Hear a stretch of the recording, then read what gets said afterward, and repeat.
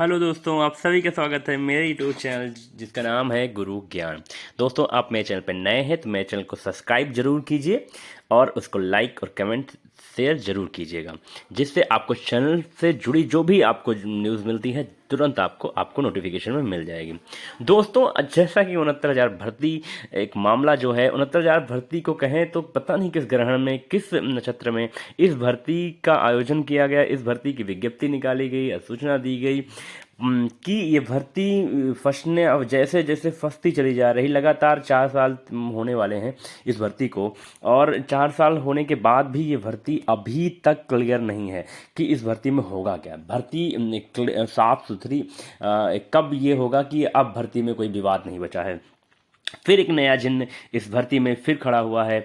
जैसे आरक्षण भर्ती का मुद्दा सुप्रीम कोर्ट में अटका हुआ है, वैसे ही हाई कोर्ट का जो आदेश था बच्चों के लिए, उसी आदेश को फिर से किसी छात्र ने चैलेंज किया, और उस चैलेंज नहीं किया, उसको एक्सेप्टेबल उन्होंने कहा कि सर, जो आपने आदेश दिया था उसको अभी तक बेसिक विभाग ने नहीं माना है। इसी के क्रम में 69,000 शिक्षक भर्ती में सचिव जी को तलब किया गया है। सचिव जी को तलब किया गया है। क्यों तलब किया गया है बताते हैं आपको। 69,000 भर्ती संबंधित में सहायक शिक्षक भर्ती मामले में सुनवाई करते हुए एक अभ्यर्थी की अवमानना याचिका पर हाई कोर्ट इलाहाबाद ने लखनऊ बेंच में आदेश दिया कि सचिव बेसिक शिक्षा परिषद याची को 1 अंक देते हुए रेड कोर्ट के आदेश का अनुपालन कर शपथ पत्र 3 सप्ताह में दाखिल करे। जैसे कुछ अभ्यर्थी ऐसे हैं जिनको एक नंबर से पास किया गया है, कोर्ट के द्वारा आदेश हुआ है, उनका आदेश सुप्रीम कोर्ट में भी उन्होंने क्या किया था कि उन्होंने याचिका दी थी कि हाँ, हमारा जो हाई कोर्ट का आदेश है उसको पालन किया जाए। हाई कोर्ट का आदेश हुआ है कि आप 1 नंबर से जो अभ्यर्थी पास है उनको नियुक्ति पत्र दिया जाए।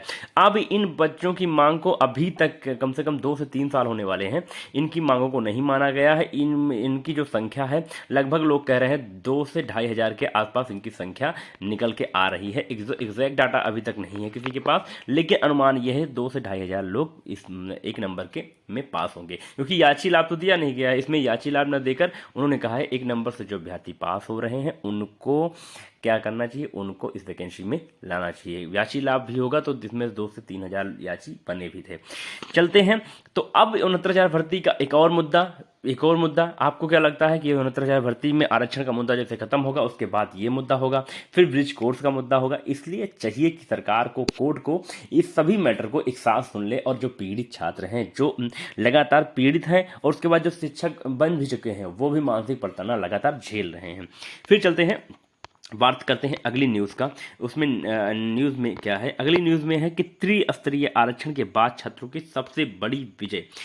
त्रिस्तरीय आरक्षण की बात क्या होती है? त्रिस्तरीय पीसीएस में जो मानक है आरक्षण का, वो मानक है कि अगर आपने प्री एग्ज़ाम में आपने आरक्षण का लाभ ले लिया है तो आप मेंस और आपका जो इंटरव्यू होगा, उन दोनों में जब आपकी कट ऑफ बनेगी, मेंस में और इंटरव्यू, आप उसमें आरक्षण का लाभ नहीं ले पाएंगे। 3 स्तरीय आरक्षण नहीं होगा। उसमें जो आरक्षण होगा वो 1 स्तरीय, मतलब स्टेप बाय स्टेप होगा कि आपने अगर प्री में ले लिया है तो आप मेंस में नहीं ले सकते, मेंस में ले लिया है तो अब फाइनल कट ऑफ में आप नहीं लेंगे। तो ये आरक्षण का मुद्दा था। इसी आरक्षण के मुद्दे के बेस पर ही 69,000 भर्ती का मुद्दा लड़ा जा रहा है कि 3 स्तरीय नहीं होना चाहिए। अब 3 स्तर कैसे दिखाएंगे कि 2 स्तरीय 3 स्तरीय भर्ती है। उसके लिए एटीआरई को जीतना, एटीआरई अगर जीतेगा, अगर उनको लगेगा कि टेट एग्ज़ाम जो है वो भी भर्ती का पार्ट है, एटीआरई भी भर्ती का पार्ट है, तो सुपर टेट का जो एग्ज़ाम हुआ था वो भी अगर भर्ती का पार्ट, अगर सिलेक्शन ऑफ हो गया वैकेंसी, तो फिर अभ्यर्थी जीत जाएंगे और आरक्षण को जो है वो स्टेप बाय स्टेप माना जाएगा। जो एटीआरई में फ़ायदा लिया होगा, जो कट ऑफ में वेरी किया होगा, उसको फाइनल लिस्ट में नहीं मिलेगा, क्योंकि जिला आवंटन हुआ है, जनपद स्तरीय भर्ती है। जनपद स्तरीय भर्ती होने के कारण जो कट ऑफ बना है जनपद स्तर पर बना है, और जो एटीआरई का कट ऑफ बना है वो ओवरऑल स्टेट लेवल का बना है। चलते हैं, बात करते हैं कि इस आंदोलन में कौन कौन से आंदोलन सबसे मुख्य रहे। सबसे मुख्य आंदोलन जो रहा छात्रों का, वो रहा ये 2013 से अनिल यादव जो अध्यक्ष से, उस समय कार्यकाल था उनका पीसीएस एग्जाम में यूपीपीएससी के, 2013 से 2016 तक 3 साल अध्यक्ष थे वो अनिल यादव जी यूपीपीएससी के। और यहीं पे यहीं पे जो उत्तर प्रदेश लोक सेवा आयोग लिखा हुआ है, यहाँ लिखा गया था एक विशेष वर्ग आयोग, एक विशेष वर्ग आयोग लिख गया था। कुछ लोगों ने इसको और जातीय रूप में उन्होंने कहा था, जो मैं यहाँ नाम नहीं लेना चाहूँगा, जातीय रूप से उन्होंने कहा था कि ये आयोग अब है तो ये आयोग जातीय रूप ले लिया है, जातीय आयोग हो गया है। 3 स्तरीय आंदोलन था, विरुद्ध भ्रष्टाचार चला, 3 साल तक हुई सीबीआई जांच की भी मांग की गई। बाद में योगी सरकार ने उसकी जांच भी की और सही पाया, और ये 2016 में जाके जब 17 में सरकार बनी बीजेपी की, और उसने 3 स्तरीय आरक्षण को क्या किया कि माना कि हाँ ये आरक्षण गलत है। चलते हैं आगे बात करते हैं। अब इसी बेस पे क्या होगा, इसी बेस जो 3 स्तरीय आरक्षण है, इसी बेस पे 69,000 भर्ती का मामला चल रहा है, इसी पे सुनवाई लगातार जो अभ्यर्थी हैं वो लड़ रहे हैं सुप्रीम कोर्ट में। आगे एक और न्यूज़ है, एक न्यूज़ और है कि 6 साल बाद माध्यमिक शिक्षकों की तैनाती की गई है। 500 चयनित अभ्यर्थियों से ऑनलाइन विकल्प मांगे गए हैं। 2018 की वैकेंसी थी, उस वैकेंसी में राजकीय माध्यमिक विद्यालयों की भर्ती चल रही थी, जिसमें कुछ अभ्यर्थी थे जिनकी नियुक्ति का रास्ता अब साफ हो गया है।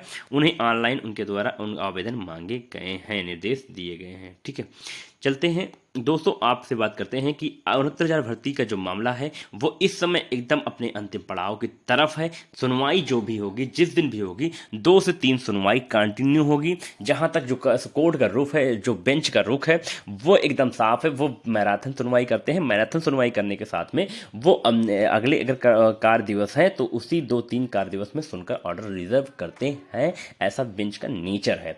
बेंच का नेचर एक और है, बेंच का नेचर सबसे इंपॉर्टेंट है, मैंने अपने वीडियो में बता भी दिया है कि बेंच का एक नेचर और है कि वो फैक्चुअल बात करते हैं, फैक्ट पे बात करते हैं, इधर उधर की बातों पे नहीं जाते हैं, भावनात्मक बातों को नहीं देखते हैं।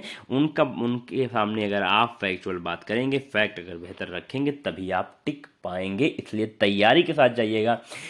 जो भी पक्ष हैं, चाहे वो जनरल पक्ष है, सामान्य पक्ष है, आरक्षित पक्ष है, वो सभी लोग अगर तैयारी करके जाएंगे तभी इस मामले में बेहतर रणनीति के साथ में उतर पाएंगे।